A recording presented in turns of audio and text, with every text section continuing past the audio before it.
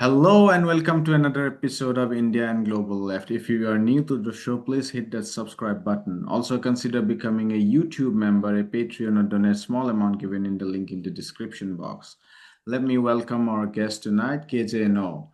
KJ is a political analyst, educator, and journalist focusing on the geopolitics and political economy of Asia. His latest book is Killing Democracy. KJ, welcome back to India and Global Left. Thank you. Pleasure to be with you. I wanted to discuss with you the latest conflict between Iran and United States and Israel. So if we could just start with your assessment of the significance of this conflict.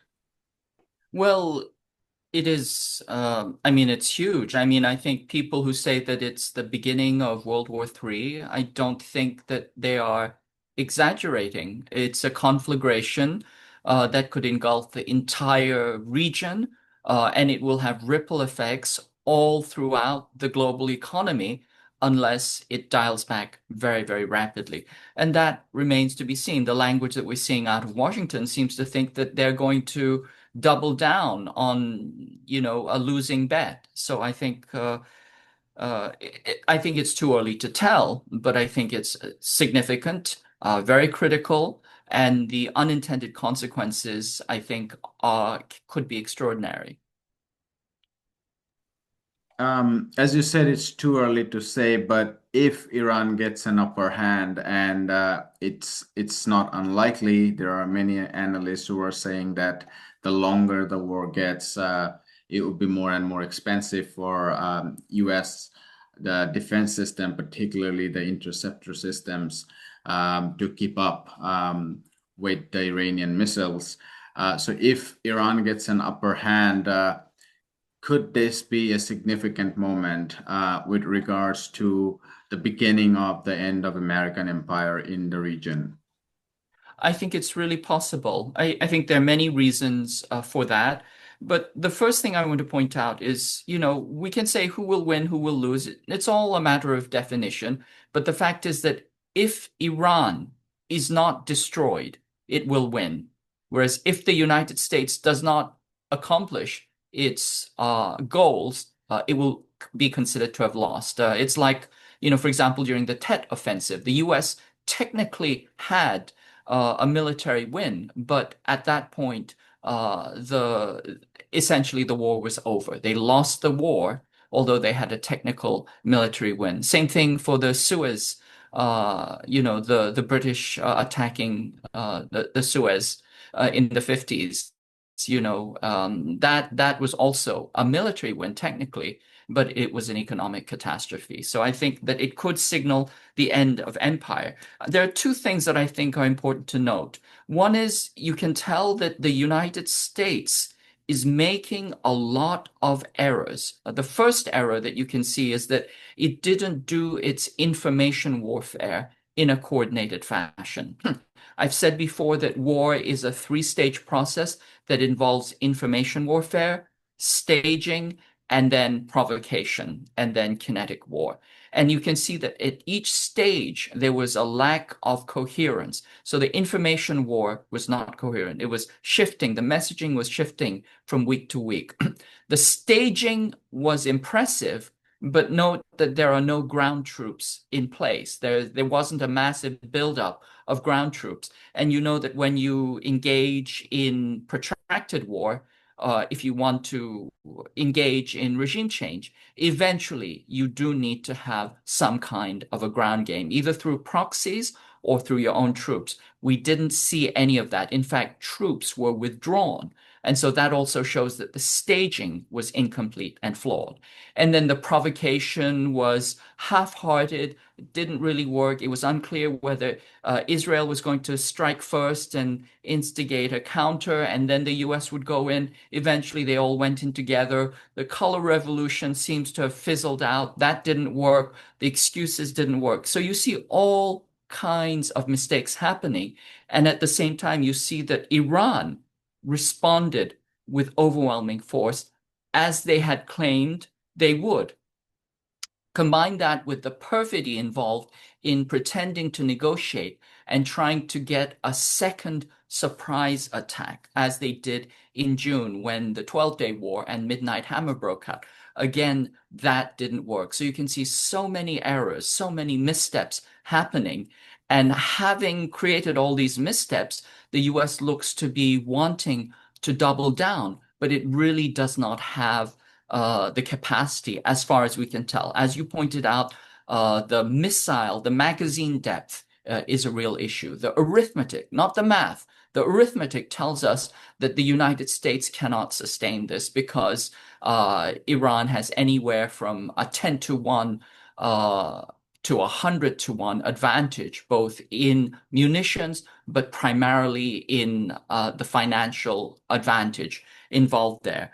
The other dimension there is that, of course, war is a matter of military might, it's a matter of logistics, but it is also a matter of resolve. And resolve matters when it comes to a war of defense.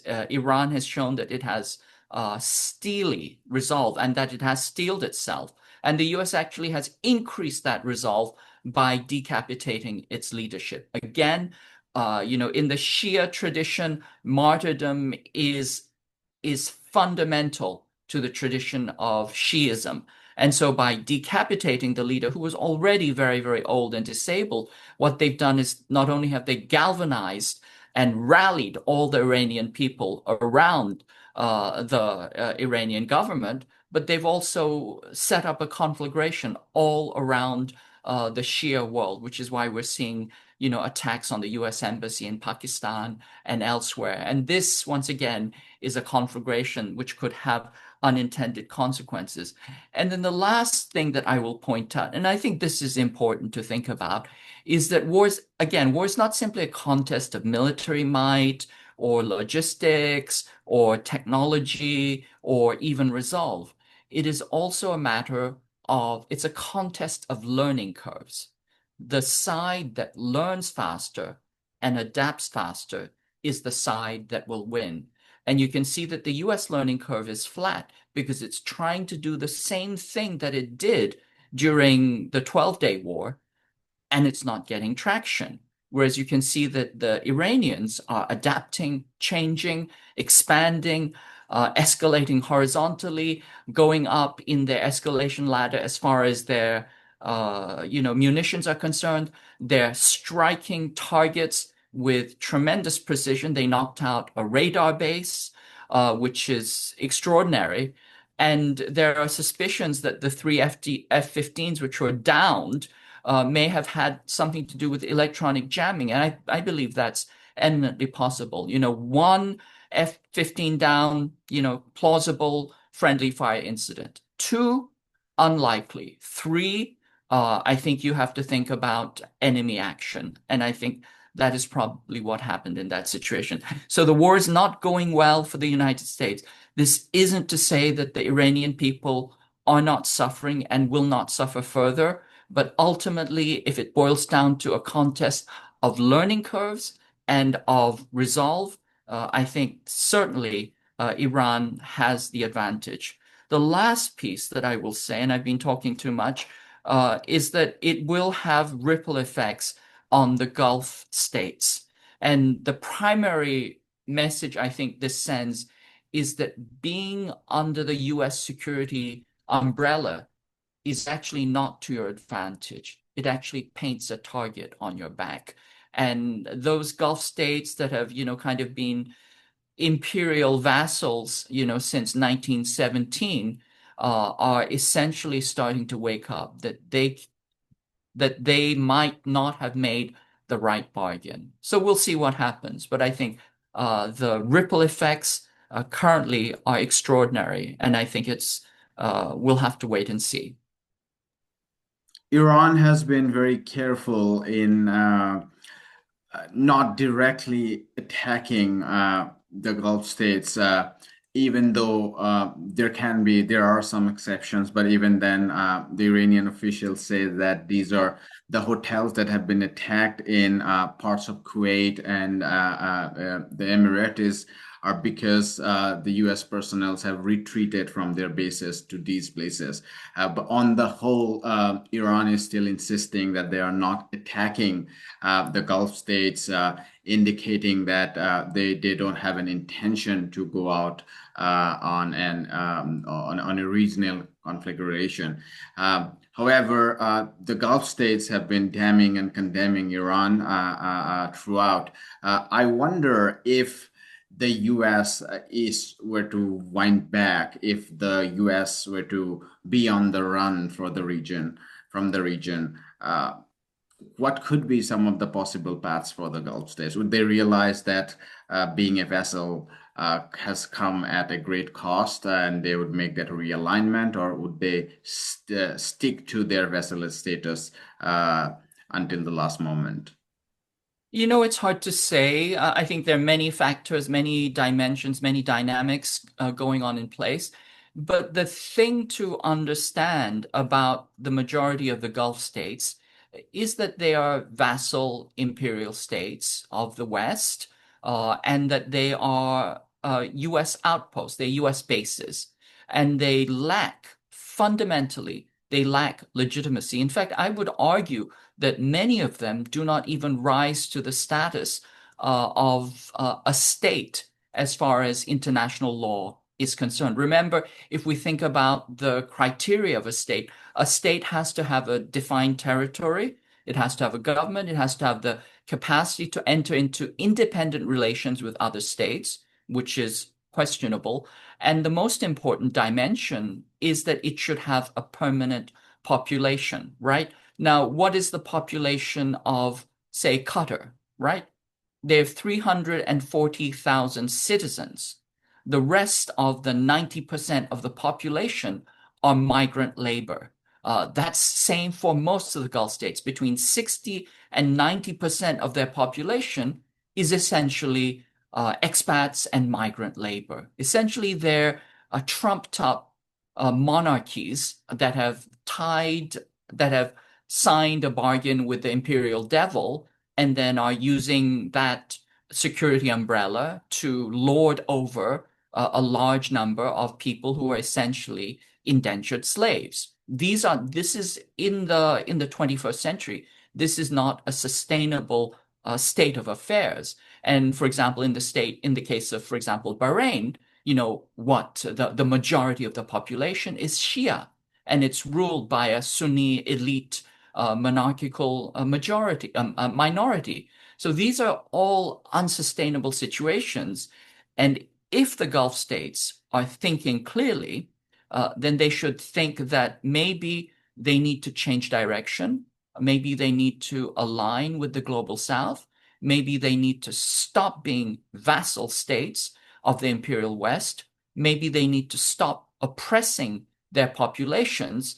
And maybe this is the reason and the opportunity for a change. And they can all go and live in, Miami if they want. But I think that there's some, deep tectonic shifts that are happening in the region, which will affect not just Iran and Israel, but all of the Gulf states. I think there's some major shifts happening, and I think that the U.S. doesn't realize that it has opened a Pandora's box here.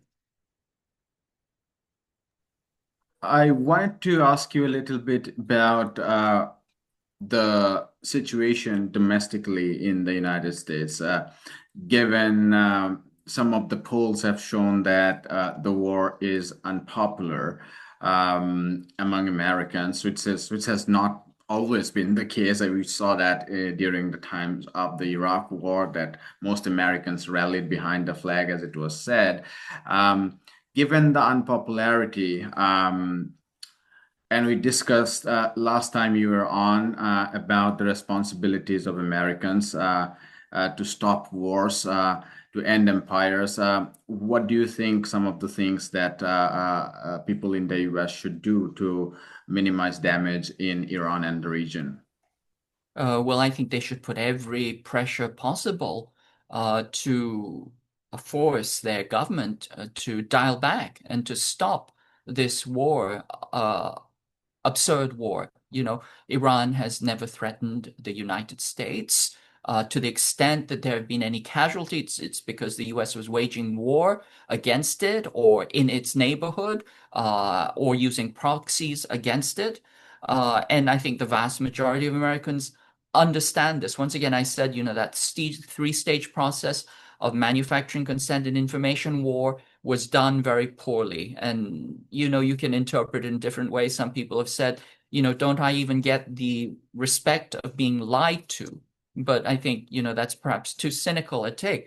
But what is clear is the vast majority of Americans, somewhere between 70 to 80%, are strongly opposed to this war. And that can only get worse once the bodies start coming back. We've heard that there have been 6 US casualties so far. I expect that it is much higher and it will continue Iran says it's to more than increase. 600. The US says it, Exactly. so it might be in the middle somewhere. Who knows? It could be somewhere in the middle, but certainly, given the level of, force that is being exercised by Iran with tremendous effectiveness, as far as I can tell. I mean, 27 US bases have been struck, including, the, key US port for the Fifth Fleet. So, these are incredible strikes. And so I don't think it's credible that only 6 US, troops have been killed so far. But we'll see. All of that will come out in the wash. But the key thing is that as the casualty levels increase, and as it becomes more and more clear that the US is not winning, anti-war sentiment will increase even further. Usually, pro-war sentiment starts very, very high, 80 to 90%, and then the US almost always loses its wars. And as it starts to lose, the US public turns against it because the US public tends to be fickle. It doesn't like to back the losing team. But what we're seeing here in this situation is that there's already 80% opposition to the war. And then as it becomes more and more evident that the US is not attaining its goals, that it is having increased casualties, that it doesn't have a plan to win, I think that opposition will increase even further. And this is heightened by the fact that we have the MAGA faction, of which a very, very large proportion voted for Donald Trump on the explicit promises that he would end wars overseas. I mean, this is just kind of like the bottom line, demand is that, we see our country going to the dogs, and we know that a large part of it has to do with the endless wars that you have been waging. And we voted for Donald Trump and his administration on the promise that they would stop the endless wars. A vote for Trump is a vote to end wars. And now here we are in this war that looks to be turning the entire Middle East upside down and which looks to have no conceivable exit plan or end in sight. And I think that anger against Trump will come back to haunt it, most certainly in the elections. I mean, there's a question, right now is, does Trump had wanted a short war that he could vaunt and, show off his successes? If it gets protracted, what does that mean? Does that mean that the elections will be delayed or circumvented? All of these are unknown factors, but we are really in unknown territory. But all I can tell you is that there's massive opposition, massive fury against this administration, as well as, the pundit class, which is actually pulling out their hair because they don't know if we're coming or going. I wanted to stay with your interesting point about the bad messaging, this time in particular. I'm curious your thoughts about why was the messaging so bad this time? I mean, earlier the New York Times and the Washington Post would be marshaled to the side of the U.S. in the most subtle way they could. I'm thinking about the war in Iraq and in Afghanistan. This time, yes, they did justify. They still justified calling Iran a regime and how horrific it is, and so on and so forth. And the New York Times, in fact, wrote an editorial that said that a war against Iran can be justified, but not in this fashion. Nevertheless, they didn't care as much.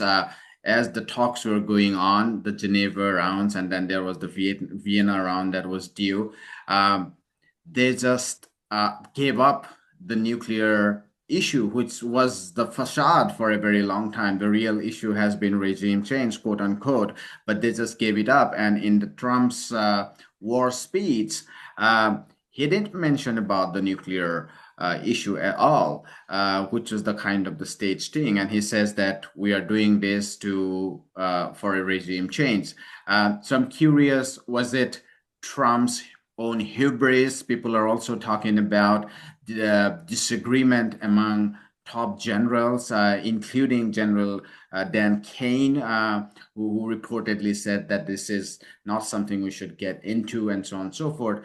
Why do you think the messaging was so bad this time?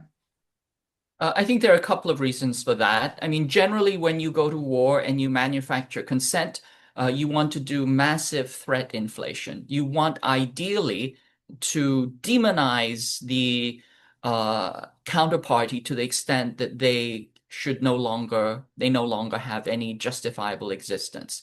And so this is, the human rights allegations, the murders, the massacres, etc. This is, the quote unquote, this is the kind of genocide human rights regime, you know, uh, propaganda menu that you use. And then the other one is you want to scare people. You want to scare people. There is a WMD level threat happening. If we want to just kind of break it down in classical terms, you want to appeal to people's fear and pity. It's a formula that goes all the way back to Aristotle.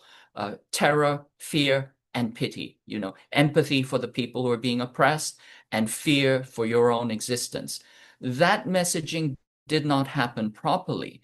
And I think there are several reasons for it. One is, the WMD, Iran is going to go nuclear. That pretext, first, we all know there's completely flimsy because, the Supreme Leader Ali Khamenei had passed not one, but two fatwas against the development of nuclear weapons. But during Midnight Hammer, Trump had vaunted that he had destroyed Iran's nuclear program. And he was very, very proud. This was, the thing that he wanted to, plaster all over the poster boards and pat himself on the back for. And so having done that, you're in a very, very difficult contradiction to say, I've destroyed it, but we have to go after Iran because it has nuclear weapons. You can't have both. I mean, you can try and, kind of wind your way through that, but it really doesn't work. Either you destroyed the weapons or you didn't. And either one, you make yourself look stupid. So that messaging was jumbled and garbled. And if anything, if your message is not clear, it's not going to stick. And then the second one was around human rights. Now, this kind of appeal to, we have to take out the regime because it's a serial human rights violator and it creates massacres. All of that messaging was also very, very jumbled. And it's very, very hard to do that messaging in the context whereby the US has supported the ongoing genocide in Palestine for years now. And so that rings really hollow and thin because when you bring that up, the immediate counter to that is Palestine. And so the US has actually said, in certain circumstances, they say, look, it's just about power. We just need to control things. And that is honest, the kind of, a realist view or realist ideologies. they leak that out from time to time. But I think a third dimension in which the messaging was so poor is that usually when you do these campaigns of information warfare and consent, you want to get all the mainstream media on your side. And Trump has been waging a war against the mainstream media because they are propaganda machines, dishonest propaganda machines, but they were also opposed to Trump, and so he was attacking them too. So usually the vast machinery of indoctrination and propaganda was significantly disabled by the Trump administration's own disdain for the liberal internationalist, you know, media, which usually is really good at, playing up the pity and the threat inflation. So all of these have resulted in, a jumbled mess. And so, they resort to the Kennan doctrine. Boils down to naked power concepts. It's about controlling oil, controlling choke points. We are the greatest. We are the most powerful. We are going to make the US great again by exercising a Donroe doctrine, not just in the Western Hemisphere, but all over the world. Essentially, that's what it boils down to. It's this kind of assertion of this complete and total will to power, this Wolfowitz doctrine, the global Wolfowitz doctrine. I think that's kind of what they've, settled down on, or that's the understanding amongst themselves.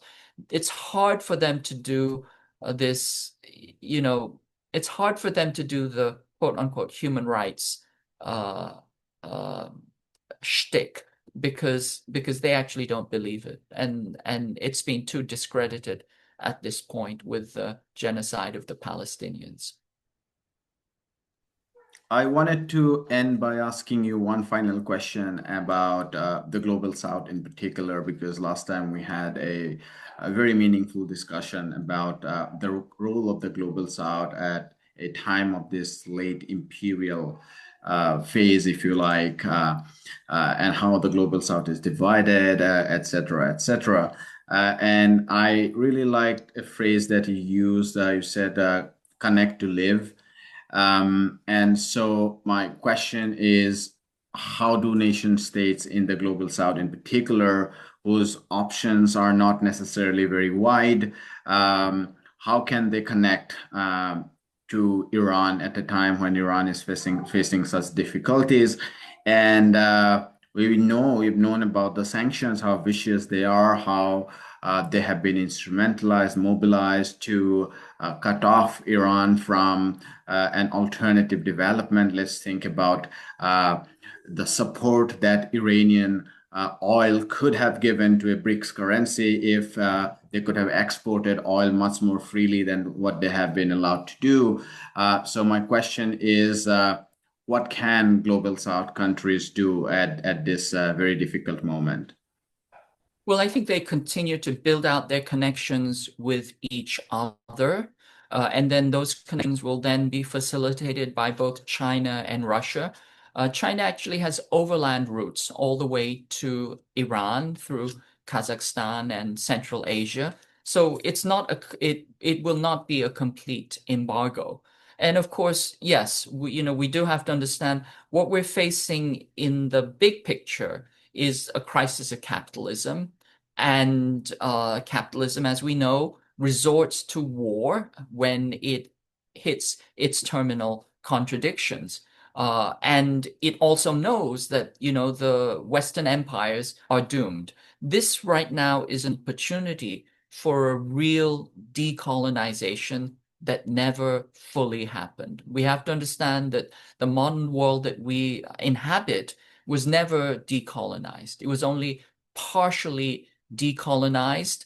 Essentially, the former colonial powers handed off their colonial control to successor colonial powers who created a regime of neo-colonial control, largely through financial means and also through control of the oceans and the choke points and through a comprador elite. All of these things were built into the new system. But right now, what we have is an opportunity for a real Bandung, real movement of decolonization, and that involves the global South building relations, building connections, solidarity with each other through trade, through connections, by building out digital sovereignty, by building out financial sovereignty, by building out energy sovereignty. And that energy sovereignty, of course, uh, the lifeblood of capitalism is fossil fuels and oil. But I believe that the energy that will power the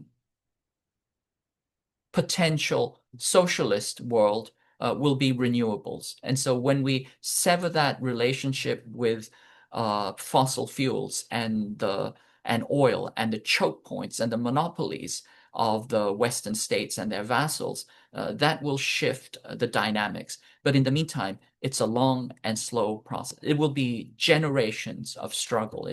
There's no easy fix here. And people who think, Russia or China should, stop the US, they have no idea what they're talking about. If that's the case, you can go and volunteer. I mean, no objection to that. But it will be a long, slow, and generational process, which will have to do with shifting the entire structure of finance, economy, dismantling capitalism, and building mutual relationships of benefit and security amongst all of the global South. Well said. I think the Iranian performance as days will pass will be very critical for global capitalism as well. Because if Iran performs and survives, I mean, it'll definitely survive, but if it performs well, it will be a damning indictment of global capitalism. Because one of the threats that have been given to global South countries in particular is that if you decouple from the global economy, then financial flows would move out, and that would lead to all kinds of problems, including inflation, currency crash, etc., capital deficiency, etc., etc. But Iran has been able to build an alternative while being forcefully decoupled from the global economy. And if they can build a resilient political economy under very difficult circumstances. I'm not trying to romanticize political economy under sanctions, but all I'm trying to do is how Iran, excuse me, has been able to build a people-centered political economy that have been able to somewhat counter the ravages of sanctions and decoupling, and that can be a model for the rest of the global South countries to counter global capitalism. Your closing comment. Absolutely. I mean, Iran is a ancient and powerful, wise civilizational state. It has existed, continued for thousands of years. It's not taken down by, U.S. air power over a few weeks. So it will resist. It will sustain itself, and it is also, fundamental that it's one of the key pillars of the rising multipolar world, Russia, China, Iran. I don't think it will fail. I don't think that Russia and China will allow it to fail. They will support it every way they can, not through direct military action, but most certainly through ISR and through trade and through other economic and political supports.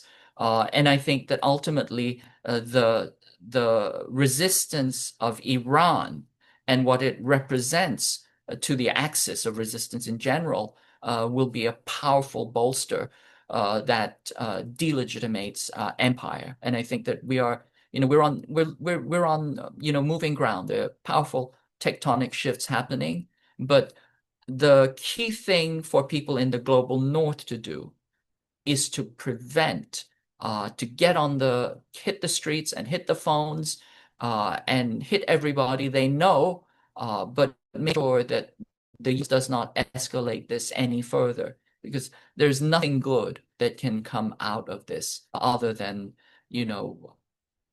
global war. The US can only delegitimate itself, destroy its economy, destroy the economies of vast swaths of the population, And I think it's incumbent on everybody in the global north to put pressure on their governments to the extent that there's any pretension of, responsive or democratic government to prevent this further escalation to war. We'll leave it there, KJ. As always, this was a very helpful conversation. Thank you so much for your time. Appreciate it. Thank you. Always a pleasure. Hi, my name is Ayushman. I, along with Jyotisman, have started this platform. In the last 2 years, we have tried to build content for the left and progressive forces.